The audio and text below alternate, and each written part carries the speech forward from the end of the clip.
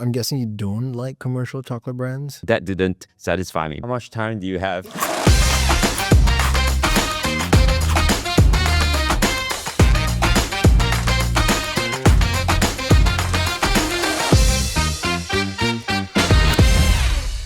Hello, welcome to Chew on This, a food talk show with Malaysia's top culinary talents, exploring the many influences our palate has on our personality through food, drink, and banter.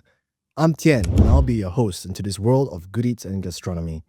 Today's episode is a chocoholic's dream come true, so I'm happy to welcome Ning-Geng, or Ning as everyone knows him, an award-winning chocolate maker and the founder of chocolate Concierge and culture Cacao. In 2018, Cacao of Excellence awarded Malaysian cocoa at the biggest chocolate and cocoa event in the world in Paris at the Salon du Chocolat, recognizing the work of cocoa farmers celebrating quality, flavor diversity, and unique origins.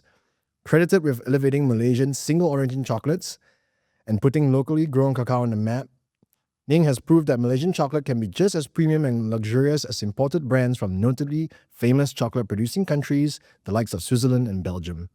Thanks to his hard work and commitment, his chocolates can be found in some of the nation's leading Michelin-starred restaurants, the likes of Dewakan and Beta, as well as select places such as Cura and Sutaya, and of course, Chocolate Concierge's flagship store at Bang Choy Shopping Centre.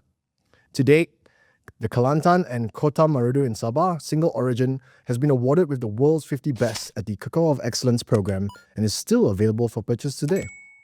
That's quite the list of achievements, Ning. Did I miss anything? Wow, I think you're covered there. I see you brought a bar. Is that one of the world's 50 best? This is one of the two that were awarded that year. Malaysia Cacao has been winning awards at the Cocoa of Excellence Award because the Cacao of Excellence isn't every year, it's every other year. Okay. So we've had the privilege of working with some of the origins prior to even these ones. I see. Okay, so I've invited you here today to talk about something that I know you have a deep, unshakable passion for: burgers. No, I'm kidding. Although I do know I know you love your burgers. It's a switch. Hey, bring out the burgers. We're here today to talk about your career in craft as a chocolate maker and the fact that although most Malaysians love eating chocolate, most are unaware that we produce some of the best cacao in the world. But before we jump to that, let's talk a little bit about you. I like to know how you became a chocolatier, a chocolate maker.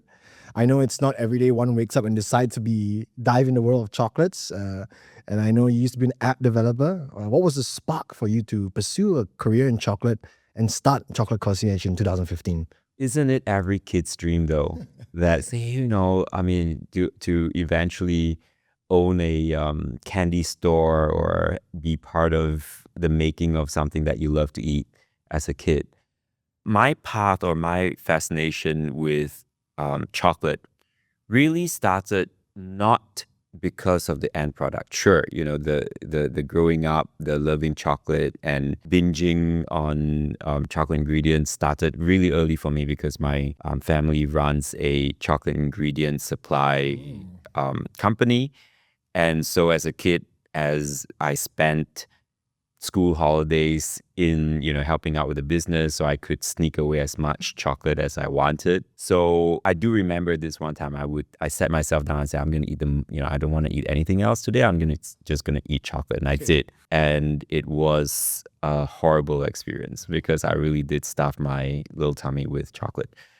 But coming back to why I find chocolate fascinating, what really sparked this journey was this fascination with anything fermented. So from aged cheese to teas, coffees, alcohol beverages, sauerkraut, miso, kimchi. So all of these amazing foods has one single commonality. They are all fermented. And chocolate is not something that we usually think of as a fermented food.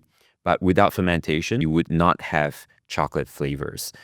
And that's what excited me in the first place. When I found out that chocolate required fermentation, I was like, okay, let's see, what I can learn about it. And before I know it, there was really no fixed point in time when I thought, okay, I'm going to base my career on chocolate alone until quite recently. So it's just been me taking one step after another. And I'm a tinkerer. I think what I enjoy doing a lot is observing nature and processes and seeing how time transforms things and just being part of journey and enjoying how reality is being transformed around the things around the subjects that interest me, and chocolate is one of it. Because really early on, I had this memory. So I spent a number of years in growing up in Subang Jaya. Okay. And no one believes me when I say that when I was a kid, I would walk out of my house and across the road and find myself in the middle of a palm oil estate. So Subang Jaya, when I was little, was predominantly, still had palm oil plantations before it's now fully developed. And I remember that I chanced upon a single cacao tree. I didn't know it was cocoa at the time. Only until much later did I find out what it was. But I instinctively plucked the fruit, stole, right? But it was my hidden treasure. I thought, as a young kid, that was my hidden discovery that no one knew of. But I think that may have planted the seed that eventually got me into chocolate. It's almost like destiny. So, I can only imagine it's not easy starting your own chocolate company. Its competition is pretty fierce from the commercial side as well. What were some of the challenges you faced growing Chocolate Concierge to where it is today? There are a lot of challenges, but I never really looked at Chocolate Concierge in its early years as a business. It was more of a hobby. It was a curiosity, an appetite for flavors.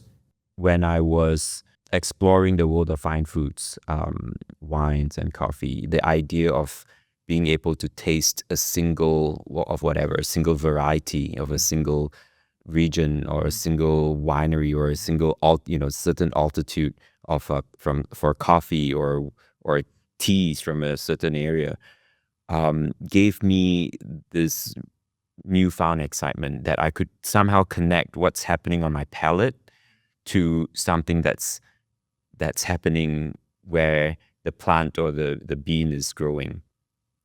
But there was an itch that I couldn't scratch. And for the life of me, when I started to taste chocolate of different origins, from Ghana to Venezuela to Ecuador, Costa Rica, or Papua New Guinea, there was one origin that just wasn't present anywhere, was Malaysian. I just couldn't believe it. So I started calling chocolate companies and I say, do you have a single origin chocolate? Say, what do you mean? Say, you make chocolate, right? Yeah, we make chocolate. You're making it in Malaysia, right? Yeah, great. Do you make from beans? So from then on, I already know that a lot of chocolate producers don't start from beans, because the option of starting from beans is very tedious. You have to deal with sourcing, storage, you have to vet for the quality and so on and so forth.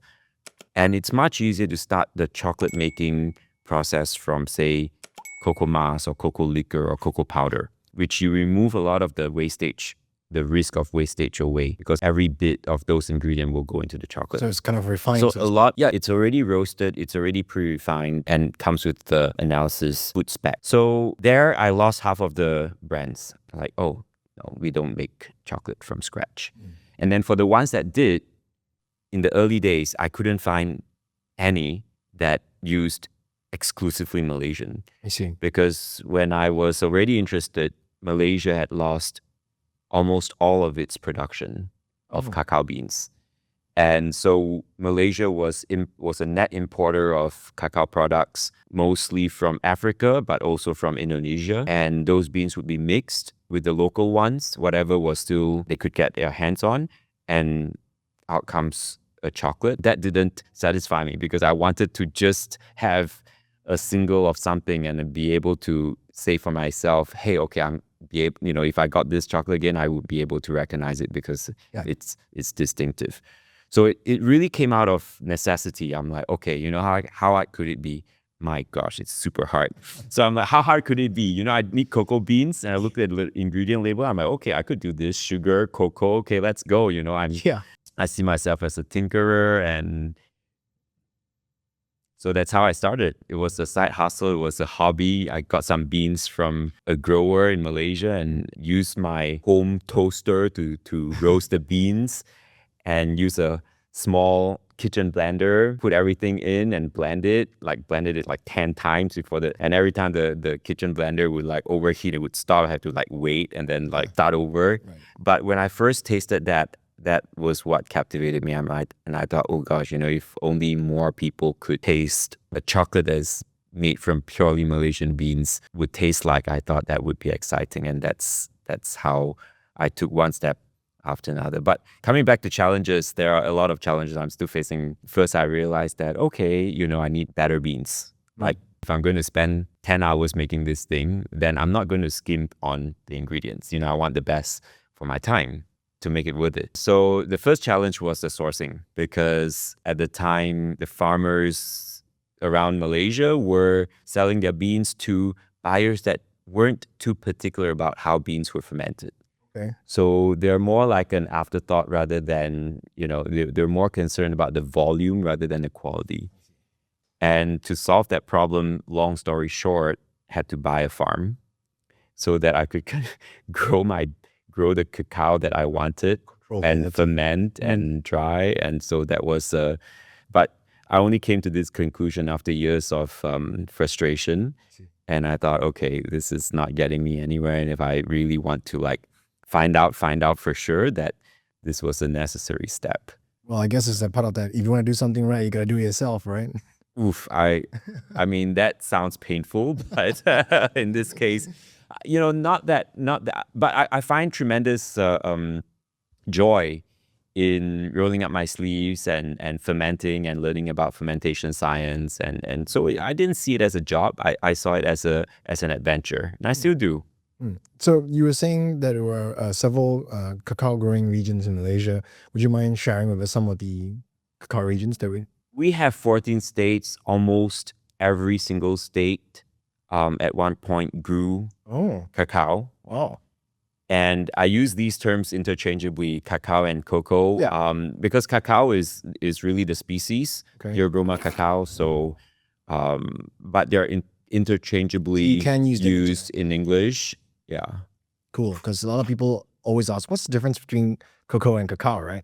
The species is Theobroma cacao. So if you're referring to the species, yeah, I prefer cacao. So what's a day in the life of a chocolatier? Like you said, it's, you know, which kid didn't dream of owning a candy store? Is it like Willy Wonka? Tell us. As a chocolate maker, for the longest time, I was one out of 3 people in the company that produced the chocolate. And the other 2 were more chocolatiers. And I was the only chocolate maker for years, which meant at work, I would be going in, checking the grinders are working, the kitchen didn't burn down overnight. I'm not joking. And there's always that fear because it's running without 24-hour monitoring. And there's a lot of time spent having this feedback loop of tasting, comparing, trying to design a blind tasting, so that I've always been driven by, and I continue to be driven by, sensory perception. Okay. And that meant I would taste as many chocolates as I can get my hands on. And if I could, that means I would blind my tasting. I would either melt the chocolate bars and like have someone swap around the bowls. And so I could approach it without any preconceived bias. And that was the fun. So I would come in the day, think about, okay, how is this chocolate tasting compared to something that impressed me in one of the previous tastings? And was it the texture? Was it the taste? Was it the balance, the finish, the profile notes, the melt, the temper, the form? So had these broken down, and after that is just engineering. It's pure engineering, how to get there. From the raw ingredients to each of the processes, the temperature, temperature, refinery, is it kind of machinery I need to put in place, or what kind of process requires what kind of machinery, and and design it that way. But a lot of the work still continued when I punched out. So when I was at home, I would read. And at the time, my girlfriend, now wife, I would enlist her. I would enlist my grandma sometimes. And I didn't have machinery. So early days, we would be hand peeling each bean. And my speed was like an hour was like 2.5 kilos of beans I would peel by hand. And really early on, I had a super tiny refiner that only did 2 kilos. And that thing would go on for like a day or 2 days before I could get out a batch of chocolate. And that's how I met Darren. That's how I met before Dewakan even. So we're in the industry and he's like, oh, Ning, what are you doing? I'm like, oh, I'm making chocolate. It's like, I could see this sparkle in his eyes. Like, what? Show me. I'm like, really? Okay, come over. So I have this tiny little machine that was grinding the chocolate and he said, oh, show me. So I'm like, took a spoon and like, it wasn't really done yet. So like dip it out, it was still grainy. And it was really, at the time, if I had to compare from my memory, it's really harsh and edgy and funky. And it's like, taste the chocolate, serious face. Anyway, it's always a serious face. And it's like, oh, okay. He's Malaysian. I said, yeah, Malaysian. And name him the farm where I got the bean. It's like, how much of this do you have? I said, you're looking at it 2 kilos at a time. And then he was like, send me all of it. They escalated really quickly. It was one of my first customers. And that's how I really grown organically. From selling out that batch, making another batch, and 100 batches in, upgrade to a bigger grinder. Now I'm grinding 20 kgs rather than 2 kgs. 10 times more. 10 times more. It wasn't like a big step at one point. It was just tiny tweaks along the way, but it's taken time. Yeah, I mean, I remember meeting you in many food events throughout the years, back when I was still in the media scene. One of the most memorable things I've eaten, I remember, was a whiskey festival. And you were serving a 3-course chocolate bar. And I ate it and I thought that was amazing. I can't remember what the 3 flavors were, but it was... Which venue was it? I think it was somewhere in APW, somewhere in Bangsar. Port Charlotte? That's right. And then you created a 3-course chocolate and I ate it. I was like, holy crap, this is amazing. And I went back and I remember that bar exactly. Do you remember the 3 flavors? I remember that bar exactly. Do I remember the 3 flavors? I think I may miss one. I remember the first and the third because I think the first was salad or a starter. So we had a lot of like vegetable and herbs in the first one. I think we adapted the Asam Laksa recipe for that. So it had pineapple, mint, ginger torch, touch of chili. And then the middle course, the one I don't remember, maybe a nut. And then I think it ended with a salted caramel as the last bite. I think it could have been smoked. So the one single bar had 3 bites and each bite was a different experience. It's almost like the Drink Me potion from Alice in Wonderland except with chocolate form, It was great. I remember that one. I remember that one. Very memorable. It's very distinct in my mind. That's fun. Speaking of memorable experiences, what would you say is the most memorable experience you've had in your career as a chocolate maker so far? Oof. The first thing that comes to mind, funnily, isn't a memory about the kitchen or making chocolate or selling chocolate. My most memorable time in my adventure has been the time that I went to live with the Orang Asli community. But I mean, the whole experience is just so magical. What made me want to do that and how does this relate was because very early on, I wanted to source for cacao. So I wrote to the Lembaga Cocoa and I said, how can I meet some farmers? And they say that, in 2 weeks, we're having a basic cocoa planting course. And if you drop by, you'll meet all the farmers. So I'm like, okay, yeah, sign me up. And I was the only non-farmer taking the course. And I was the only paying student because the rest were sponsored, I later knew. And lucky for me, that course all of my classmates were Orang Asli. So I went around and started taking numbers and find out where they stayed. And that's what led me into eventually visiting and seeing how the cacao is farmed or foraged with the Semai community. I see. Undoubtedly, through that experience, with the education comes appreciation. Because that was one of the very early instances of how I observed cacao being foraged and grown. Later on, I realized that that's not how cacao in Malaysia are generally farmed, and definitely not in the world as well. And that was my first experience, was really quite the exception rather than the norm. So you say if it's not, it's unique to Malaysian cocoa farming here. In a way that the orang asli foraged and cultivated is an ancient tradition of harvesting from a food forest, or the other term would be agroforestry. Agroforestry is not unique to Malaysia. I think agroforestry has been applied for thousands of years, if not for longer, because it's just so efficient. In a farm, a farmer would, for 7 days in a week, 365 days, be toiling, doing one thing after another. It's just unending. But with how the orang asli are able to harvest from the natural surrounding, requires very little work. And the trees, the fruit trees that provide, will continue to provide, even if they don't go in and tend to it. There's very little that needs to be done. I know this sounds overly idealistic, but I think the takeaway is that there is more than one form of cultivation or farming or tending to trees. And one of the biggest difference in how the orang asli perform it is that they do it in the middle of biodiversity without compromising biodiversity.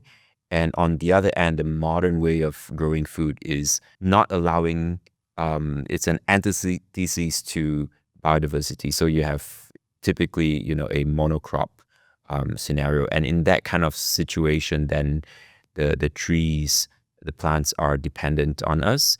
And really, then we need to be doing everything to prevent it from collapsing. So you work with a lot of single origin cacao in I only work with single origin. Actually, that's something I wanted to speak to you about as well, is that you've been championing Malaysian single origin for many years now, but what do you think is the greatest roadblock or challenge as to why many Malaysians are still unaware that we have such amazing cacao that has won in world's 50 best cacao? Why do you think that's a hurdle? Because that's not the common chocolate experience of Malaysian chocolate.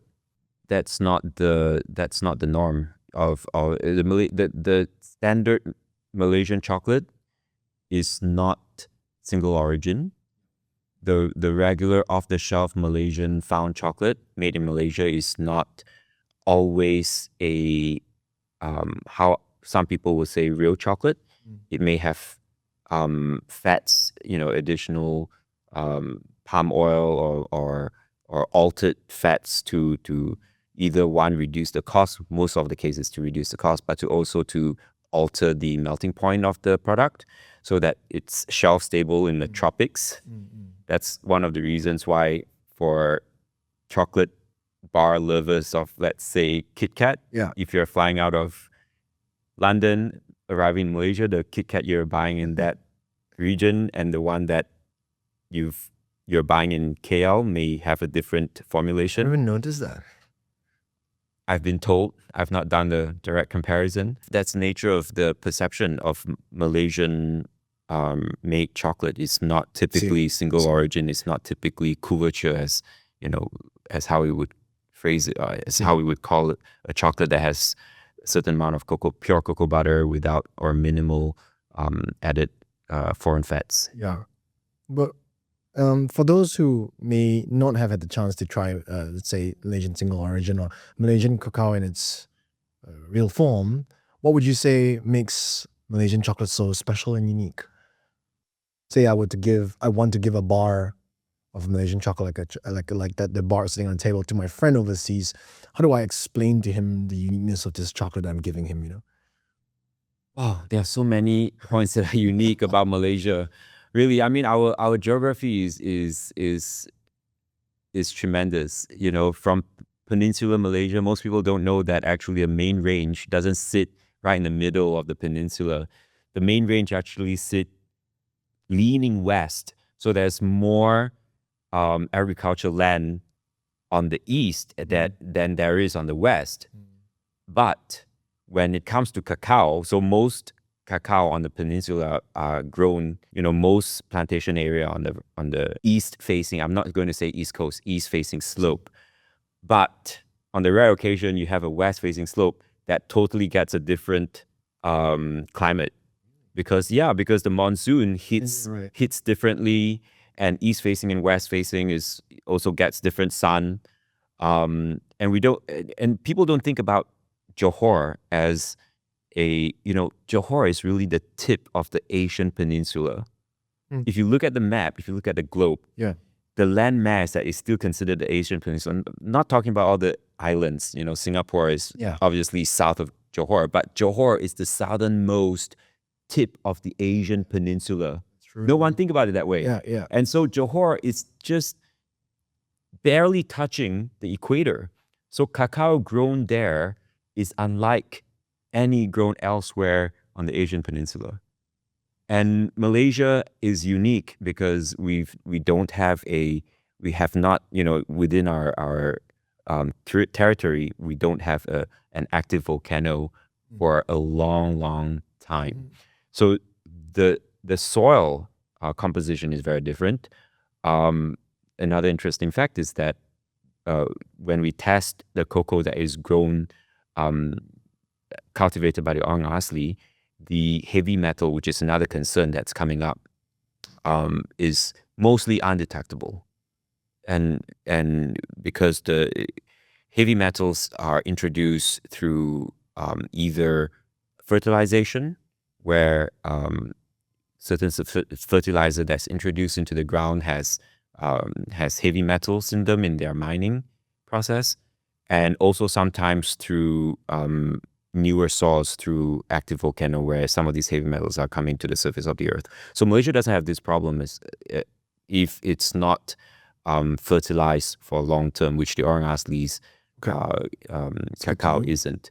So it's unique in more than it's unique for many. So from what I'm hearing from you is one more point. Sure. Another unique point is that Malaysia's the cacao that is found in the wild, and you can find them in the wild, may have had many generations of adapting to the Malaysian climate. And it was first recorded as being introduced 250 years ago, when the Dutch were in control of the Malaysian part before the treaty and before the British took over. See. And so conceivably, it has a genetic that may be slightly different than what's found in Americas. So that's another curiosity that I intend to delve into and submit some samples for genetic testing moving forward.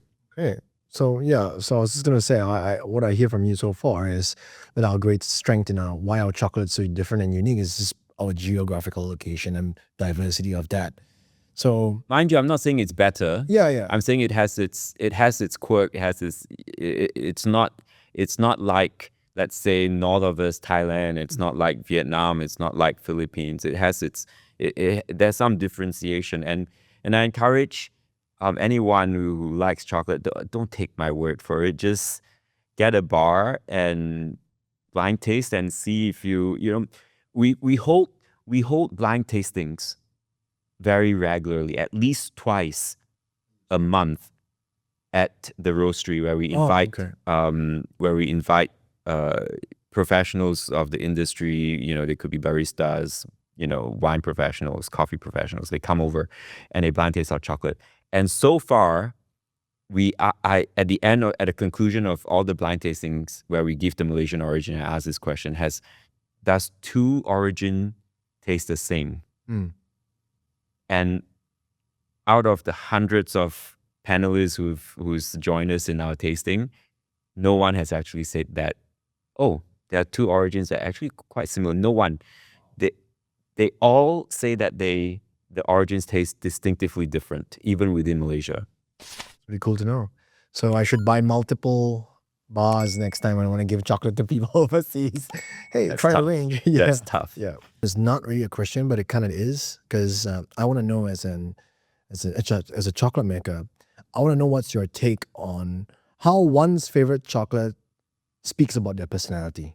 So I'm going to give you a bunch of common chocolates that people like. Let me know what your thoughts on this kind of person's personality is. If it just Okay, based so on- it's the chocolate zodiac of sorts. Yeah, chocolate is a very single dimension. Okay. I think if you tell me like what kind of coffee they Yeah. drink, what's Yeah. their favorite yeah.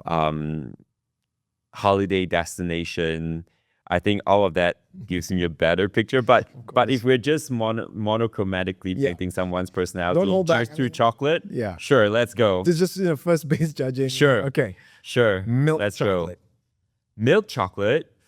Oh, that's so hard because milk chocolate is like The most common. enjoyed by a lot of people. Yeah. You could be of any age to Correct. enjoy a milk It's chocolate. the most popular chocolate in the world. Milk chocolate.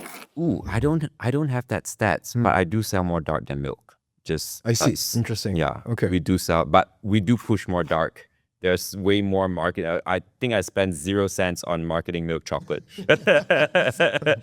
But okay, so milk chocolate, someone who likes milk chocolate, I can't say who they are, but I can say who they are not. Okay. Not an espresso drinker. How about that? Okay. Yeah, more of a latte person. Not even filtered coffee. How about dark? Dark? Someone who loves dark chocolate. Someone who loves dark chocolate. I think people who enjoy dark chocolate at least have the potential to explore into single origins and the more nuanced and chocolate with more character.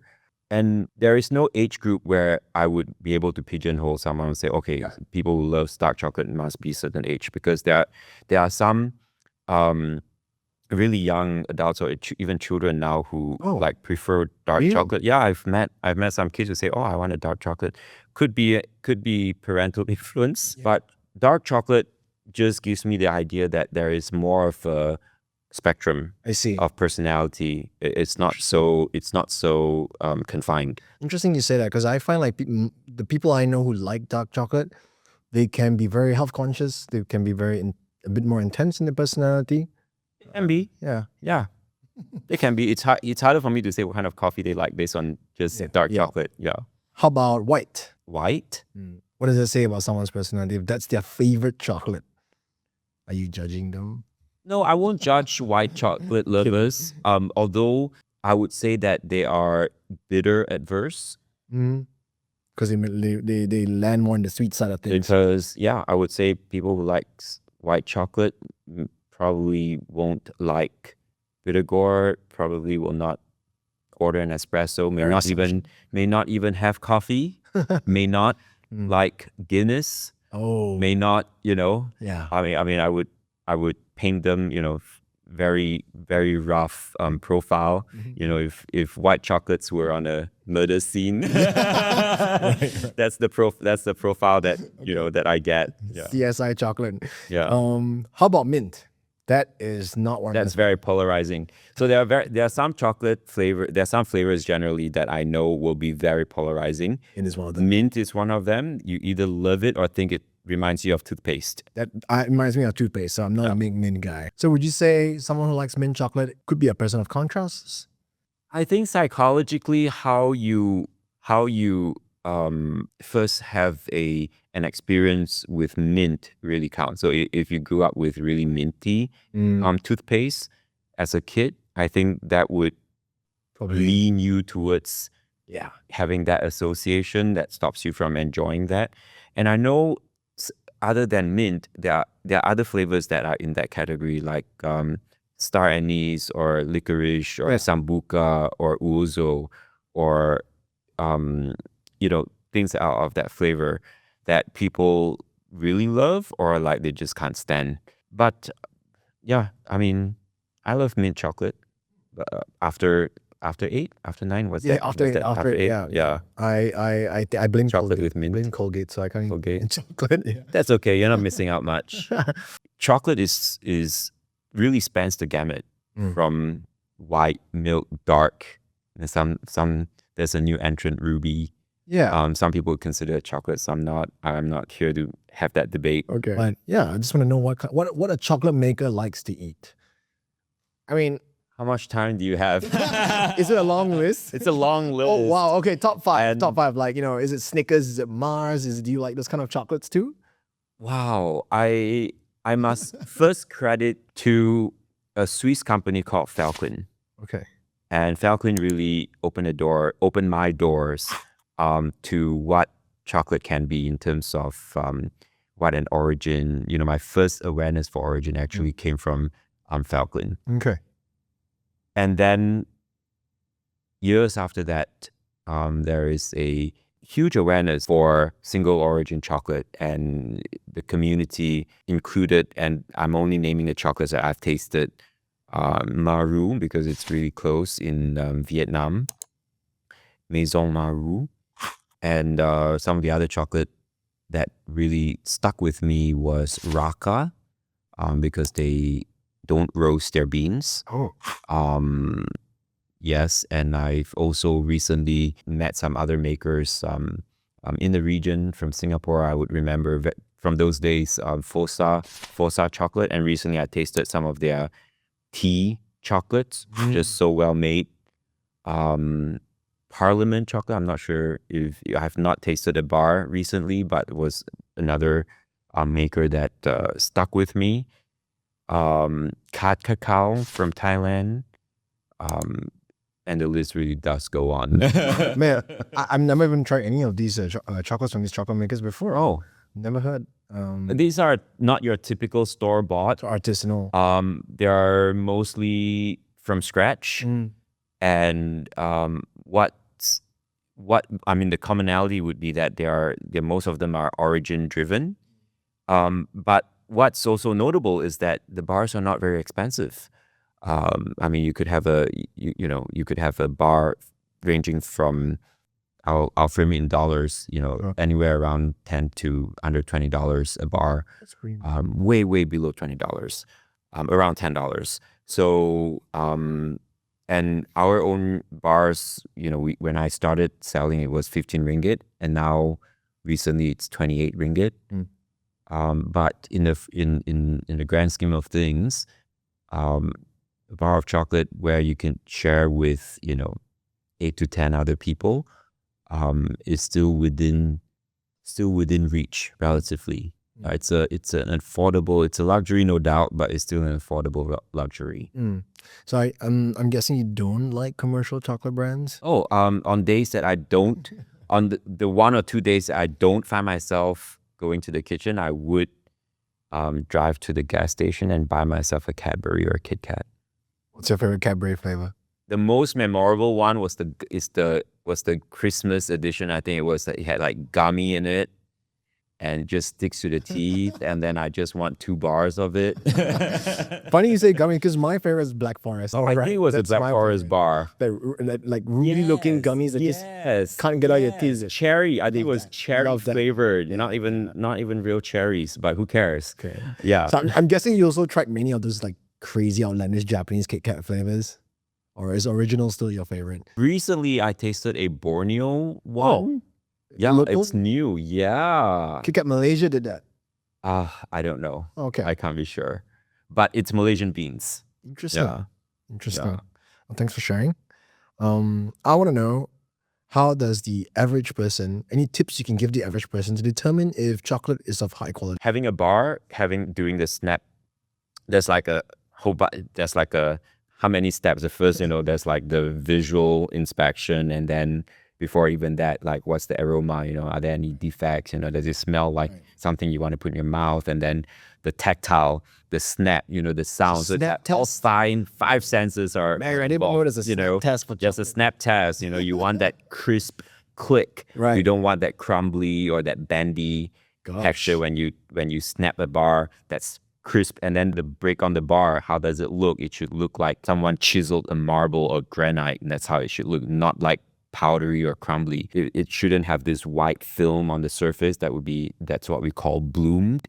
Okay. So bloom chocolate wouldn't be I of think I've seen good that eating before. Yeah, quality. I see. Bloom chocolate could come from could either be a sugar bloom, in which case could be from improper storage where there had been condensation at one point, or fat bloom where maybe there has been a storage issue where the temperature has been too high and the fat has migrated to the surface. Still safe to eat as long as it's not mold, Just but not the visually. best.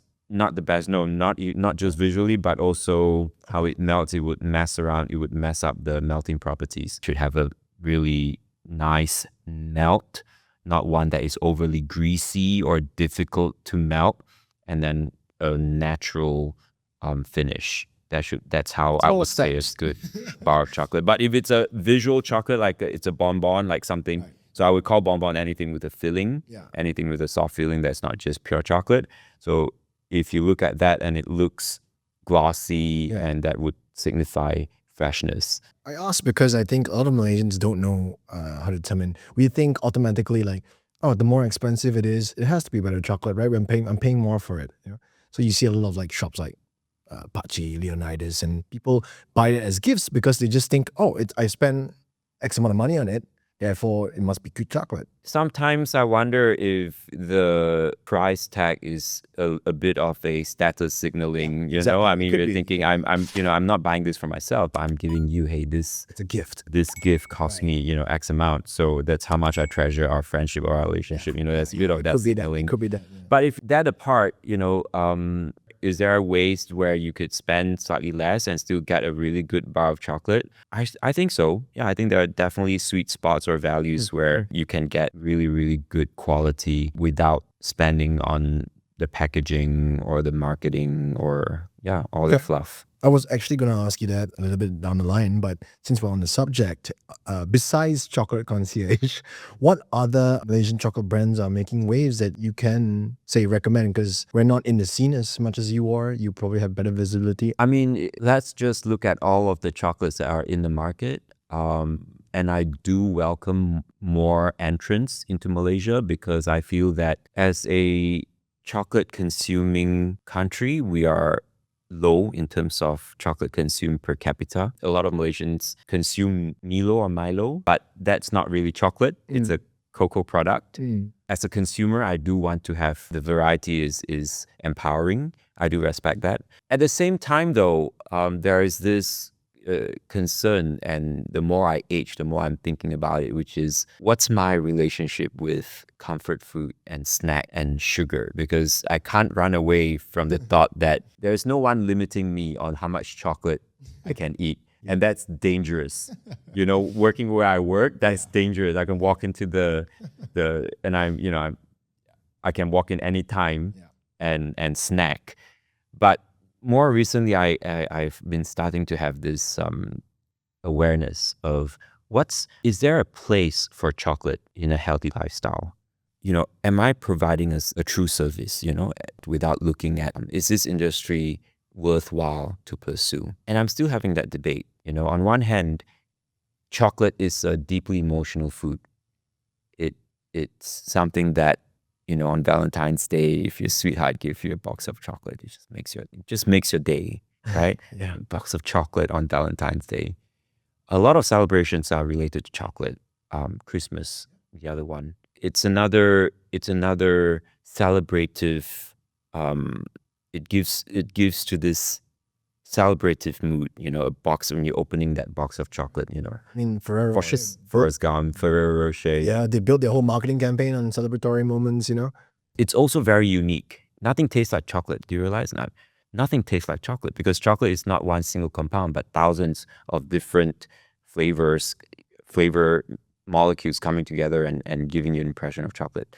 And that's one reason why you won't find artificial chocolate flavor, because it's just too tedious to synthesize so many different compounds to put it together. So it's just easier to use just buy African beans, and the real thing is cheaper. That's starting to change. So that's something that I think about a lot now. And where I'm at is, yes, one is that if I look at the benefits of chocolate consumption, okay, you have the polyphenols, the health benefits, and Mars and Cadbury are funding a lot of this research.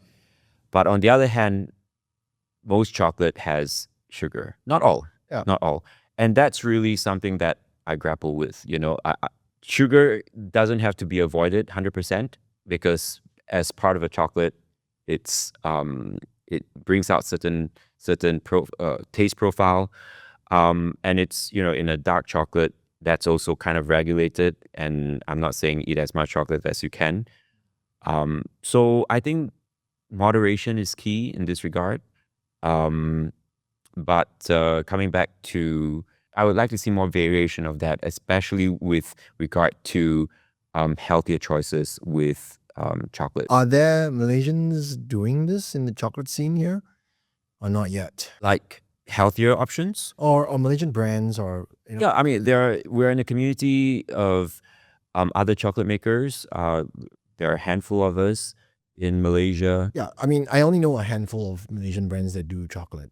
Is it how when you say community? How big is the community? Yeah, I think that's it. Oh, really? There's just that few of us. Right. Yeah. Okay. Who are making chocolate in Malaysia. So earlier you said we don't consume as much chocolate per capita. Yeah, which is interesting impressively, because while I was doing some research for the show, I came across a very interesting stat that Mondelez International, basically the American confectionery brand behind Cadbury, Daim, Oreo, Toblerone. This data is a bit old; it's 6 years old, but they revealed that Malaysia accounted for 35% of all their sales in Southeast Asia, just one country alone, and that was quite alarming to me that I know we are the fattest country in Southeast Asia. So there's the fact that we consume 35% of all of Mondelez International's brands just from Southeast Asia alone is quite shocking. So I'm not sure if that statistic can be translated to consumption, because I imagine that there's a lot of semi-finished products that they are dealing with. And Malaysia has a lot of grinders. We have a lot of cacao semi-finished, raw ingredients, semi-finished ingredients, transaction and trade. Because at one point, Malaysia was very high up there, top 3 in the world in terms of cacao production. So we've inherited a lot of grinding capacity, a lot of processing plants. And to feed that, there's a certain amount of raw material, semi-finished products that has to go into these facility. And I'm not sure that statistic, includes sale of such products, or if it's just chocolate consumption. But even if it's Southeast Asia, I would think that it's Southeast Asia. Southeast Asia doesn't include Japan. Yeah. So it's just a handful of countries. I would imagine Malaysia would still stand a significant percentage of the Southeast Asian consumption. I think Malaysians do love chocolate. I mean, speaking from your own experience, is there something you would... Malaysians love anything that, the general public love anything that is sweet. Yeah. We are a nation of expanding waistlines, especially in Asia. Yeah. However, Malaysian has a history of cacao cultivation, but not one of consumption. Not like, I give you an example that is really close to us, Philippines. So in Philippines, a typical breakfast, in a typical breakfast in Philippines, you might find champorado, which is made from a homemade chocolate called tablia. Okay. And it's like a porridge, but it has chocolate in it, and it's homemade chocolate. It's like a sweet porridge. And every family has their own family recipe of how the family makes tablia and how that family would make champorado. It's sweetish, but it also has a lot of the nutrition from cacao. Yeah. Well, if you're talking about like in terms of consumption like that, then if it's baked into your the food you eat culturally every day, then of course, my vision of Malaysians loving chocolate is more like the commercial sort of chocolate where you can just pick up a correct the supermarket manufactured bar, supermarket variety of chocolate. But it's not even in our it's not in our quiz. If you think about all the local pastry that we consume, it's Yeah. driven by coconut, palm sugar, pandan, Yeah. glutinous rice, and the traditional menu does not have a single chocolate flavor. But yet, chocolate is a dominating flavor in most desserts and across restaurants everywhere, right? In Malaysia. Yeah, it's true. Like soft serve, it's either either vanilla or chocolate. Exactly. Right. You can't run away. That's right. It's also ubiquitous in pastry because you can't have a Black Forest or tiramisu, or a brownie. So all of these are chocolate related. One of the most, I'm sure every kid in Malaysia growing up would have gotten a chocolate cake at one point in one birthday in their That's time correct. of life. Yeah. That's correct. Do you know what are the top 3 chocolate brands in Malaysia? Just Top 3 in terms of like sales. No idea.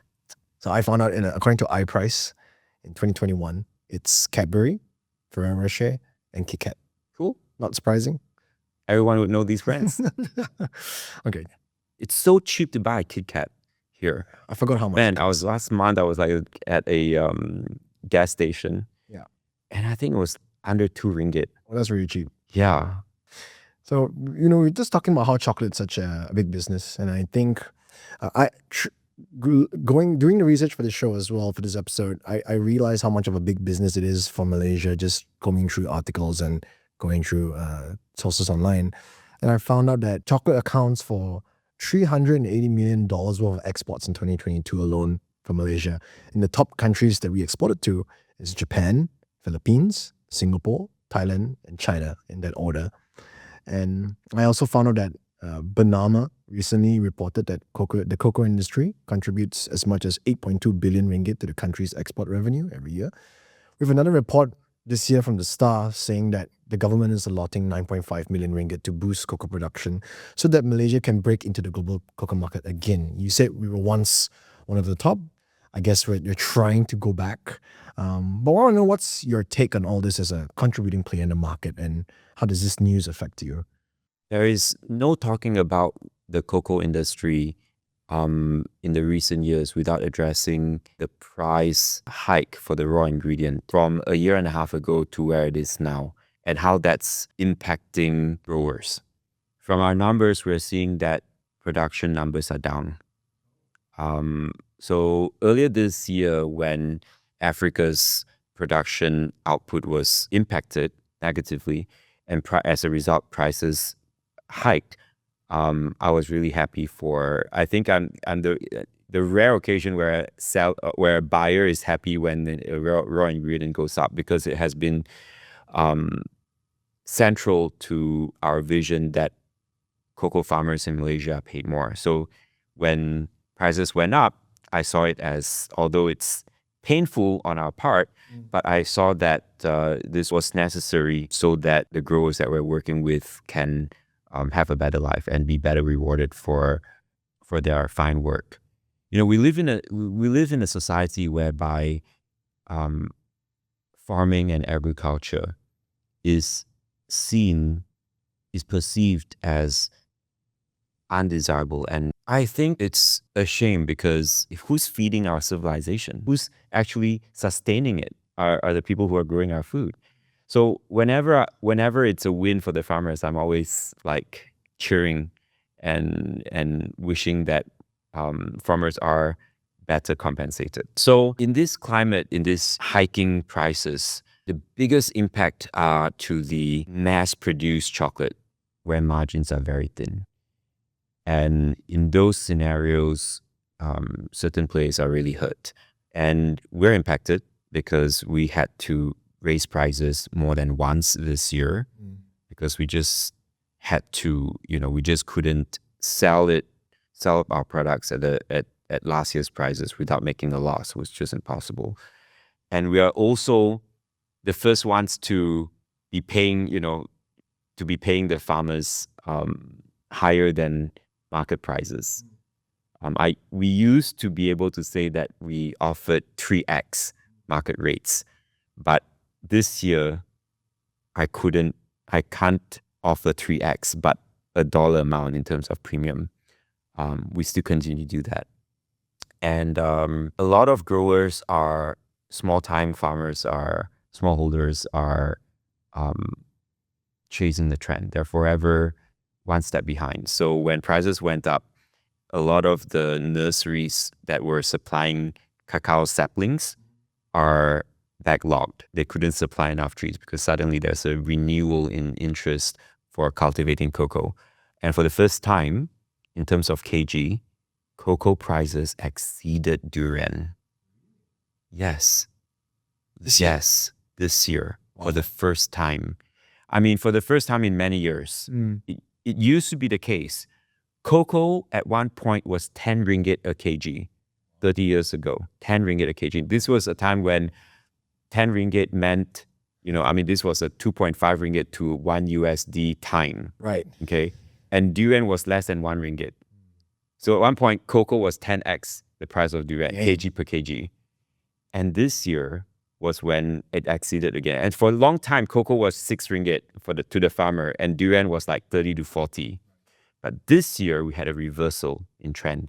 Durian dropped to about 20, 25 ringgit, farm gate prices, and cocoa went as high as 40. Wow. So cocoa was almost twice Yeah. as lucrative.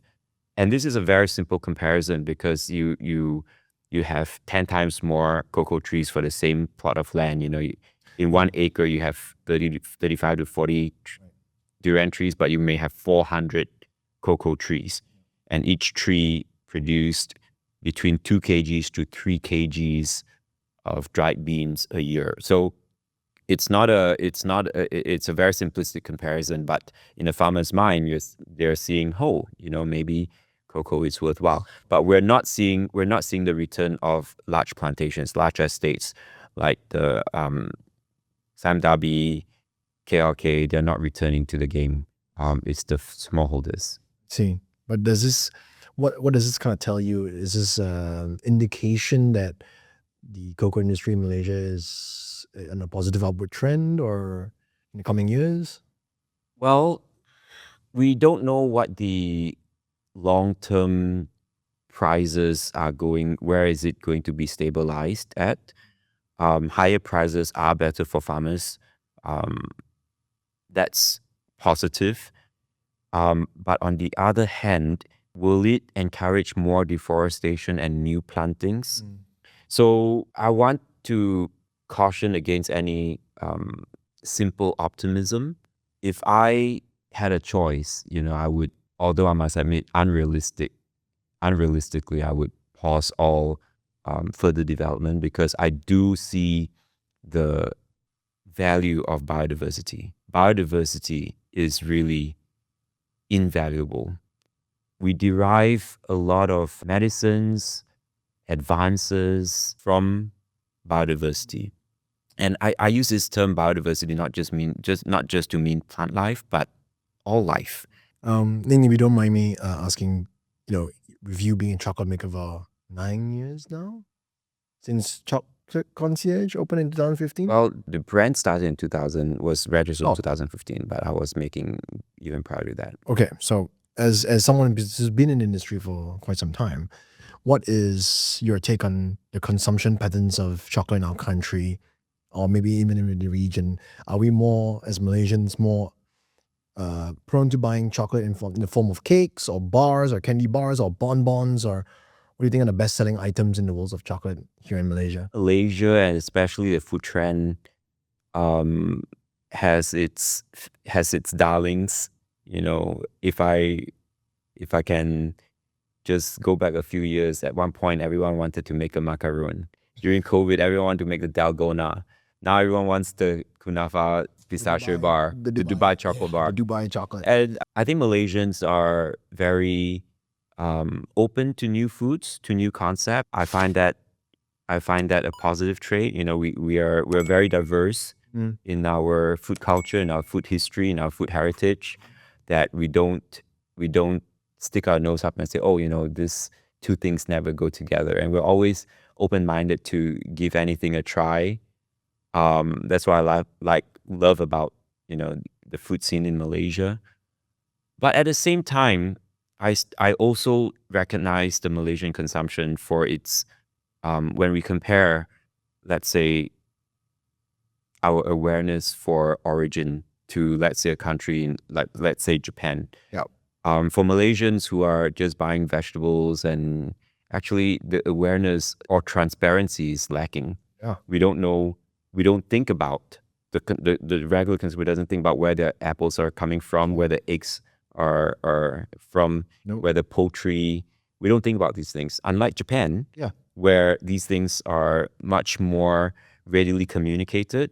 When you're buying any vegetables, they're readily displayed. Oh, you're buying apples or peaches from which region, which prefecture. That's very clear with produce. And so I do hope that we move in that direction, because I believe that to be able to be in more of a control over one's nutrition, health, and food intake is to be more aware in this regard. Definitely. We'll end the show on a really light and fun section. Oh, It's basically just called fact or fake. I want to know, as an expert, to help me debunk some chocolate myths, because I think there are a lot of circling out there and most people don't know. I'll try. We'll see. Okay. Okay, the first one. Is chocolate really an aphrodisiac? Oh gosh. Oh, it's psychoactive. That much I can say. It upregulates certain happy hormones. Okay. But is it necessarily one that will increase your sex drive? I'm not sure. Right. I'm not sure. But order it anyway on date night for dessert. I mean, it's up there with oysters, and I don't know.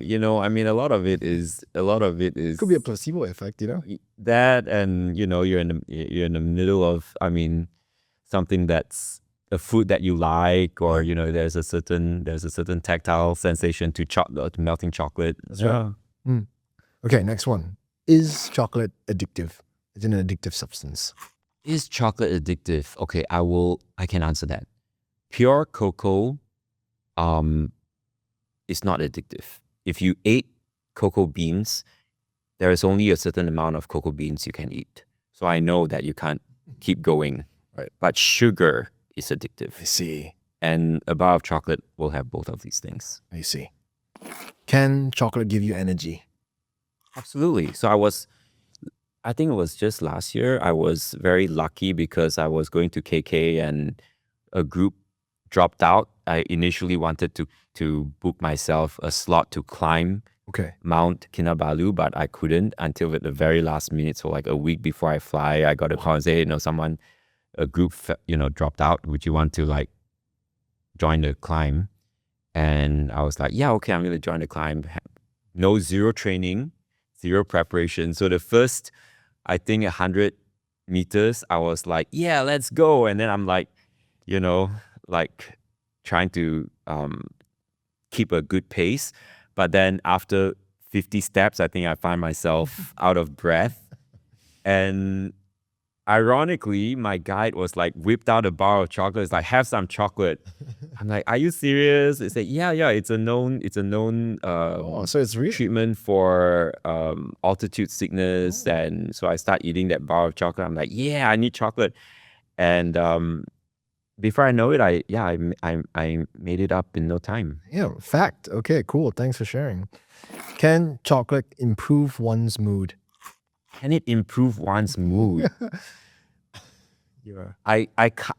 That's not a fair question. I've not had most days without chocolate. Are you sure it's not addictive? That's two facts in one, right? Yeah. Is chocolate high in caffeine?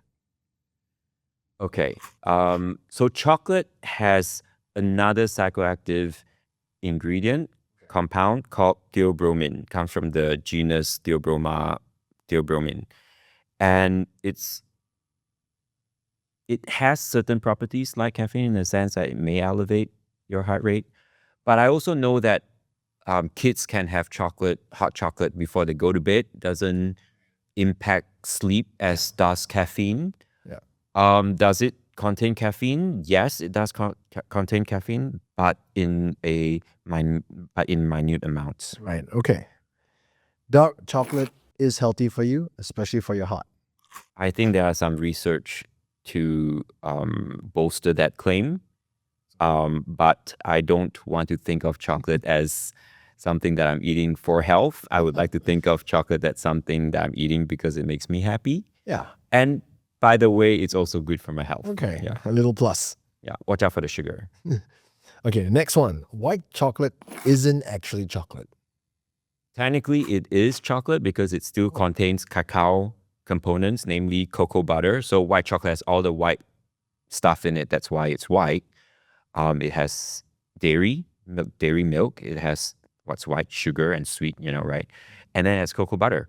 So in a sense, white chocolate is still chocolate, but it doesn't taste like cocoa because the flavor components, the solids are not present in white chocolate. I see. So yeah, yes and no, but technically it's still a chocolate. Okay, on technicality, I've been operating on the assumption that white chocolate is fake not chocolate for many years. Well, if it doesn't bring you joy, don't eat it. Yeah. Okay, good rule. If it doesn't spark joy, don't eat it. Good rule of thumb. Okay, next one. I only have a few more. Chocolate is heaty and can cause acne. So I don't know what constitutes heatiness. A lot of people say, for example, durian is heaty, but I can have 3 meals of durian. What? And like feel fine. But I must say this, chocolate has no moisture in it, has no water in it. A pure bar of chocolate, that's why I can keep for really long, is because it doesn't contain water. So if you're consuming chocolate as do you if you're consuming most foods that are considered dry. So what's deceiving about chocolate is that when you put it in the mouth, it melts. So you're thinking that it's liquid, right? But there's no water in that. It's like eating peanut butter. Interesting. So it's like eating peanuts. Like if you have peanuts, salted peanuts, you need your peanuts and you said it.